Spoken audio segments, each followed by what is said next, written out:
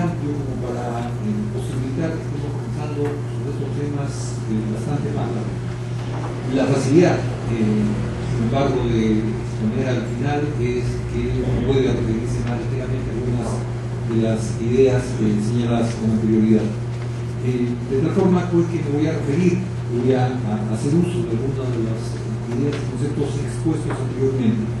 En primer término quiero referirme a la situación del agua y en esto quiero abundar simplemente en el tema de la escasez. Y el tema de la escasez viene siendo un tema central en muchos debates, conferencias internacionales y publicaciones. A tal punto que ya hace varios años estamos leyendo que en el futuro las guerras van a ser por el agua. Algo de razón en esto hay, algunos dicen que hay algo de exageración.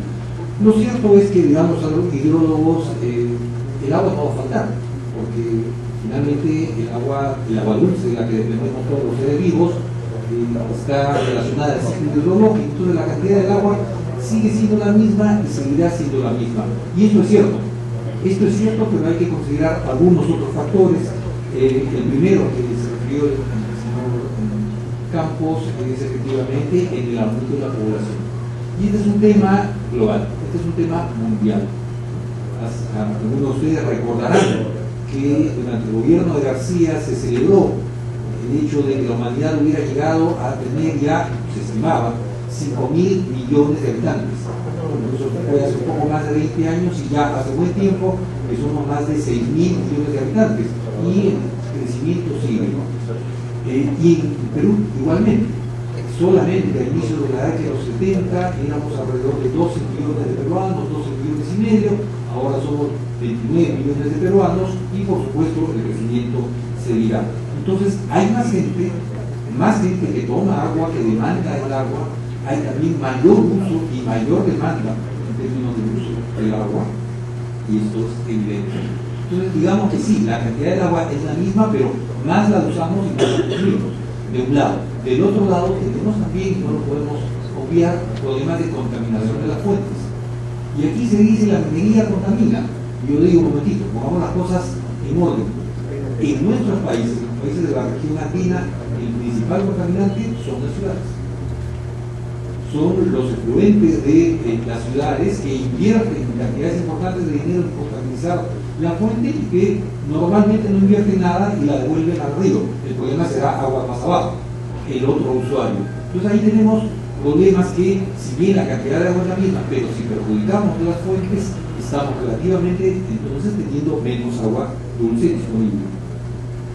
Y otro problema que se ha vuelto un problema de mucha actualidad tiene que ver con el cambio climático y principalmente el efecto que sufrimos nosotros, y se dice que el Perú tiene el 70% de los glaciares tropicales del mundo, es el que tiene que ver con la deglaciación. Nuestras grandes reservas de agua dulce, los glaciares, están retrocediendo a un ritmo muy acelerado en los últimos años y entonces esa reserva en algunos años se agotará. Entonces hay efectivamente problemas de escasez y problemas que podemos avisorar.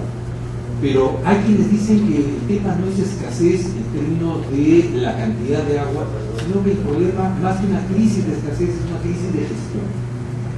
Y hace algunos días tuvimos la ocasión de participar en un foro de la Universidad Católica, un foro sobre el agua, y escuchamos al profesor Pedro Barroco hablar de este tema y decirnos cómo es posible reducir nuestra disponibilidad de agua y asegurar dotación de agua para los millones de personas en el mundo que no tienen acceso al agua.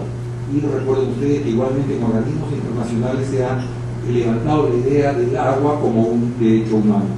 Entonces, ahí las preguntas vinculadas a este tema son cómo usamos mejor el agua, no cómo usa la minería, no cómo la usan las ciudades, cómo todos quienes usamos el agua la usamos mejor, y entonces podemos permitir que esa agua, que en términos absolutos es un bien escaso, porque lo que más hay en el mundo es agua, sí, pero sobre todo agua salada, bueno, cómo este bien tan valioso que es el agua dulce la usamos mejor.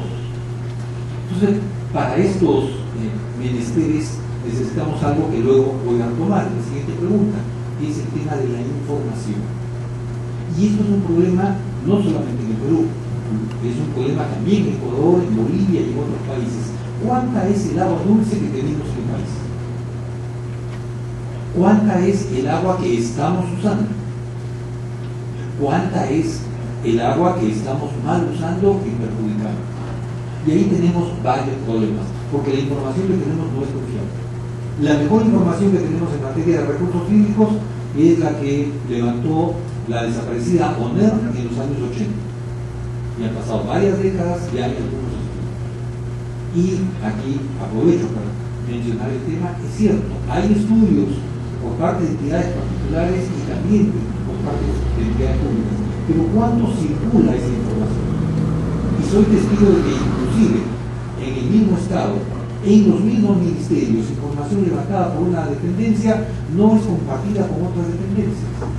¿Cómo podemos gestionar el agua? Entonces, en esas condiciones en que cada uno dice, no, esto es mío y a mí me costó. Si tú quieres, como dice el amigo Chavo del Ocho, compra pues. Entonces, así creo que no vamos muy lejos. Y un tercer elemento que tiene que ver con la situación del agua, dado que esta reunión tiene que ver con el tema de la minería, son las perspectivas respecto del agua. No voy a entrar a la discusión de si es 2 o 3% lo que usa la minería. Lo cierto es que todos somos testigos que en los actuales momentos, fruto de la crisis internacional, hay un estancamiento de las inversiones, se ha frenado la economía, se han frenado las inversiones mineras, pero estamos viendo también cómo la economía mundial empieza a recuperarse y cómo empiezan a recuperarse también los precios de los metales.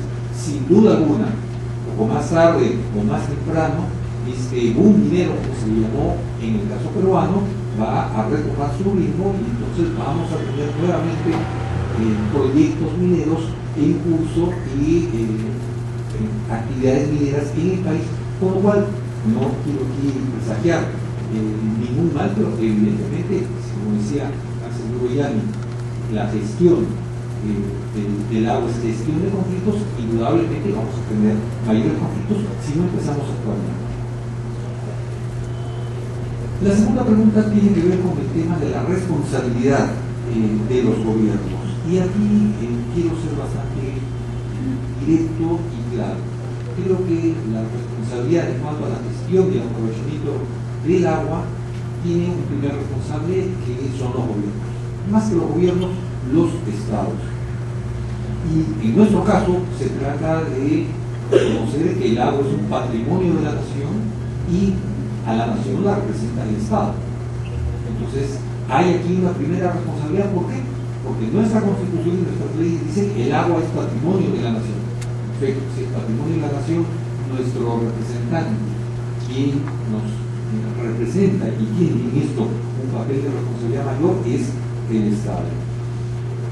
Y retomo lo que decía hace unos minutos. Lo primero es saber cuánta agua tenemos, cómo la usamos, cómo la mal usamos, cómo la queremos usar. Y eso tiene que ver con el tema de la planificación. ¿Qué tipo de futuro queremos respecto del agua? Y esto es una planificación que compete conducir, pilotear al gobierno, pero que de ninguna manera es una labor exclusiva del gobierno. Estamos hablando de un recurso de la nación. Entonces, esta planificación tiene que ser una planificación con participación de los distintos sectores. Los usuarios productivos, pero también los otros usuarios, porque no todos usamos el agua con fines productivos. Una responsabilidad adicional tiene que ver con el tema de los conflictos. Insisto en este tema. Y es uno de los aspectos que se menciona como una carencias o deficiencias más grandes en la recientemente aprobada Ley de Recursos Hídricos. Porque si bien es cierto, se ha creado en la ley